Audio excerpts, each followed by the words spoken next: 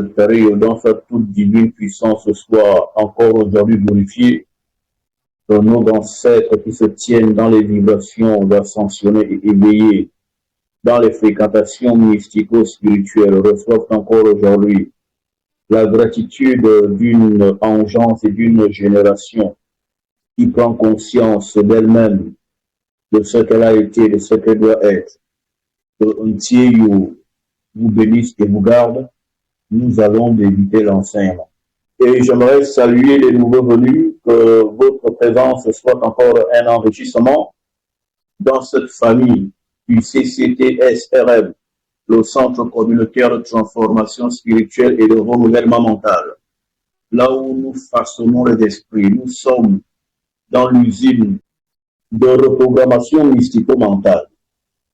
Alors, allumez le Christ en vous lorsque vous priez. Voici un élément que j'ai voulu aborder alors que nous débutons cet enseignement. Vous devez savoir que chaque connexion avec le monde supérieur vous implique et vous incombe la responsabilité d'activer le Christ en vous. Car le Christ en vous est la première étape qu'il vous faut activer pour vous connecter avec l'ancestralité.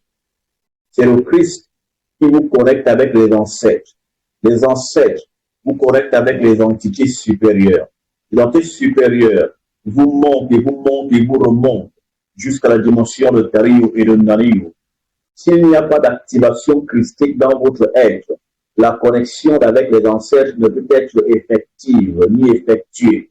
C'est pourquoi vous demande-t-on toujours d'avoir le cœur ouvert et d'être sincère quand vous parlez, quand vous priez. Parce que c'est la sincérité de votre intériorité. C'est la vérité que vous avez en vous qui est la clé qui déclenche l'activation de la fréquentation christique. Et quand la fréquentation christique en vous s'active, elle s'illumine autour de vous comme un feu, comme une haie. Et c'est cette haie-là qu'on appelle le Christ. Car Christ veut dire la barrière de protection. Et c'est cette barrière de protection, justement, qui est la lumière, en fait, qui vous fait être identifié sur le plan positionnel de là où vous êtes. Et c'est là, c'est endroit que les densités vont descendre sur et dans vous. Car le Christ, en fait, c'est le feu en vous. C'est pourquoi à chaque instant du temps que nous avons des rituels à faire, nous allumons un feu, nous allumons une bougie, nous allumons un feu de bois. Le feu de bois représente le Christ. La torche allumée traditionnelle représente le Christ. La bougie allumée est le Christ. C'est-à-dire, c'est le point qui indique aux esprits là où ils doivent descendre.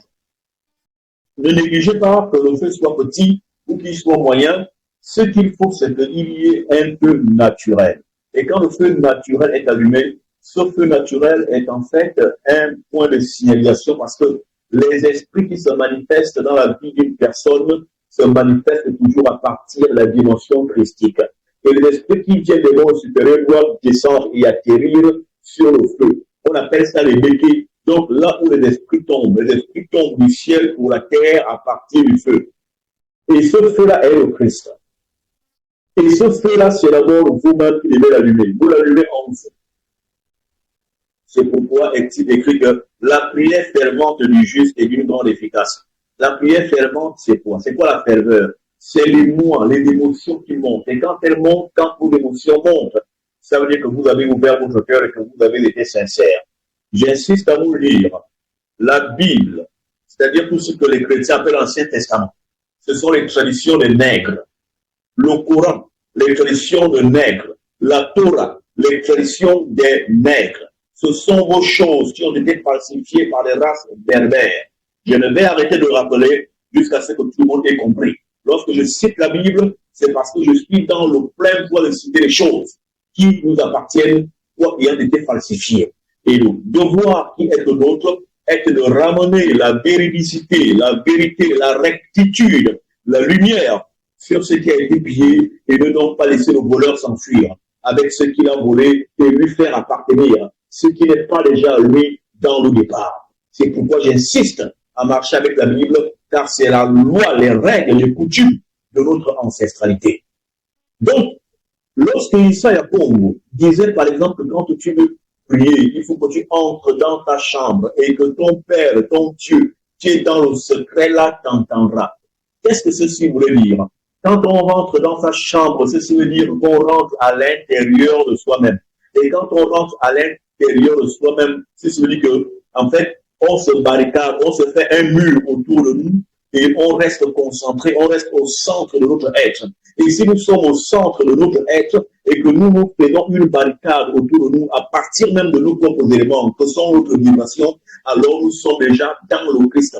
C'est pourquoi tout ce que vous demanderez en mon nom, à l'intérieur de mon nom, autrement dit, environné par mon nom. Quel nom? Le nom Christ. Tout ceci vous sera accordé et vous sera donné. Parce que c'est en vous situant dans le Christ, dans la dimension christique, que vous pouvez effectivement vous élever dans les fréquentations mystérieuses spirituelles les plus abouties. Comme je vous l'ai enseigné, on ne prie pas au nom de quelqu'un. Personne ici n'a la maturité la plus ultime de vous conduire à Dieu. Bien sûr, je vous enseigne ici qu'on monte à Tario, en Ario par les ancêtres. Par les ancêtres, que nous sommes déjà nous-mêmes, car nous sommes leur reproduction. Cependant, lorsqu'on doit aux ancêtres, on ne va pas aux ancêtres à partir du nom de... Non, on se met dans un état, on se met dans l'état christique, qui est en fait l'état même de nos ancêtres. On rentre dans l'état christique, l'état de lumière. Et une fois qu'on s'illumine de l'intérieur, alors notre chemin sera très clair et nous marcherons vers la félicité. C'est pourquoi Issa Yongola, alias Jésus-Christ, disait que si ta lumière intérieure est ténèbre, combien plus grand seront ces ténèbres? Autrement dit, si l'étincelle christique en toi ne s'illumine, tu ne pourras pas t'émanciper, tu ne pourras pas monter dans les fréquentations mystico-spirituelles les plus évoluées et de rencontrer les dimensions vibratoires de l'exaucement de vos prières.